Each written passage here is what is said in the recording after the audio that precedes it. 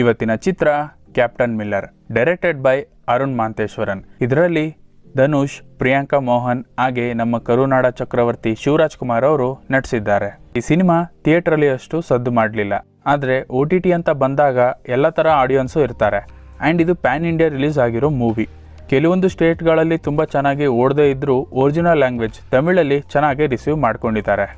Introduction ಆಯಿತು, ಈಗ ಕತೆ ಹೇಗಿದೆ ಅಂತ ನೋಡ್ಕೊಂಬರೋಣ ಬನ್ನಿ. ಒಂದು ಊರು, ಆ ಊರಲ್ಲಿ ಒಂದು ಬುಡಕಟ್ಟು ಜನಾಂಗ ಹಾಗೆ ಒಬ್ಬ ರಾಜಮನೆತನ ಇರುತ್ತೆ. ಇನ್ನೂ ಸ್ವತಂತ್ರ ಸಿಗದೆ ಬ್ರಿಟಿಷರು ಇನ್ನೂ ನಮ್ಮ ದೇಶನ ಆಳ್ತಿರೋ ಸಮಯ. ಆ ಊರಲ್ಲಿ ಒಬ್ಳು ತಾಯಿ ಇಬ್ರಿಗೆ ಜನ್ಮ ನೀಡ್ತಾಳೆ. ಒಬ್ಬ ಶಿವಣ್ಣ ಮತ್ತೊಬ್ಬ ಅಗ್ನೀಶ್ವರ, ಅಂದರೆ ಅವನೇ ಕ್ಯಾಪ್ಟನ್ ಮಿಲ್ಲರ್. ಅವನು ಅವನ ಹೆಸರನ್ನ ಬದಲಾಯಿಸ್ಕೊಳ್ಳೋದು ಅವನು ಸೇನೆಗೆ ಸೇರಿದಾಗ. ಅಲ್ಲಿ ಸಿಗೋ ಹೆಸರು ಮಿಲ್ಲರ್, ಅದಕ್ಕೆ ಇವನು ಕ್ಯಾಪ್ಟನ್ ಅನ್ನೋ ವರ್ಡ್ನ ಸೇರಿಸಿ ಕ್ಯಾಪ್ಟನ್ ಮಿಲ್ಲರ್ ಅಂತ ಅನ್ಕೋತಾನೆ. ಬಟ್ ಆ್ಯಕ್ಚುಯಲ್ ಕತೆ ಅಲ್ಲಿಂದಾನೇ ಶುರು. ಪ್ರತಿ ಸೀನಲ್ಲಿ ಧನುಷ್ ಅವರು ತುಂಬ ಬೆಟರ್ ಆಗಿ ಆ್ಯಕ್ಟಿಂಗ್ನ ಮಾಡಿದ್ದಾರೆ. ಆ್ಯಂಡ್ ಅವರಿಗೆ ಇದು ಬೆಸ್ಟ್ ಕತೆ. ಅವರು ಸೆಲೆಕ್ಟ್ ಮಾಡೋ ಕತೆನೂ ಇದೇ ರೀತಿ ಇರುತ್ತೆ. ಇನ್ನು ಹೀರೋಯಿನ್ ಆ್ಯಕ್ಟಿಂಗ್ ವಿಚಾರಕ್ಕೆ ಬಂದರೆ, ಹೀರೋಗೆ ಎಷ್ಟು ಇಂಪಾರ್ಟೆನ್ಸ್ ಇದೆ ಹೀರೋಯಿನ್ಗೂ ಕೂಡ ಅಷ್ಟೇ ಇಂಪಾರ್ಟೆನ್ಸ್ ಇದೆ. ಇನ್ನು ನಮ್ಮ ಶಿವಣ್ಣ ಅವರ ಎಂಟ್ರಿ ಗೊತ್ತಾಗಲ್ಲ ಆ್ಯಂಡ್ ಎಕ್ಸಿಟು ಕೂಡ ಗೊತ್ತಾಗಲ್ಲ. ಕತೆಗೆ ಮುಖ್ಯ ಪಾತ್ರನೇ ಕೊಟ್ಟಿದ್ದಾರೆ ಆ್ಯಂಡ್ ಒರಿಜಿನಲ್ ನೇಮ್ ಕೂಡ ಬಳಸ್ಕೊಂಡಿದ್ದಾರೆ. ಜೈಲರಲ್ಲಿ ಪಾರ್ಟ್ ಆಫ್ ಕತೆನೇ ಆಗಿದ್ರು, ಆದರೆ ಇದರಲ್ಲಿ ಕತೆಗೆ ಮುಖ್ಯ ಇವರೇ ಅಂತ ತೋರಿಸಿದ್ದಾರೆ. ಶಿವಣ್ಣನ ಪರ್ಫಾರ್ಮೆನ್ಸ್ಗೆ ಬಂದರೆ ನನಗೆ ಸ್ಪೆಷಲ್ ಏನೂ ಅನಿಸ್ಲಿಲ್ಲ, ಆದರೆ ಬೇರೆ ಸ್ಟೇಟಲ್ಲಿ ಆಡಿಯನ್ಸ್ ನೋಡೋರಿಗೆ ಇದು ಹೊಸದು ಅನಿಸುತ್ತೆ. ಇನ್ನು ಡೈರೆಕ್ಷನ್ ವಿಚಾರಕ್ಕೆ ಬಂದರೆ ಕತೆ ಎಲ್ಲೂ ಲ್ಯಾಗ್ ಅನಿಸ್ಲಿಲ್ಲ ಆ್ಯಂಡ್ ಬ್ಯಾಕ್ಗ್ರೌಂಡ್ ಕತೆನ ಹೇಳ್ಸಿರೋದು ಇಷ್ಟ ಆಯಿತು.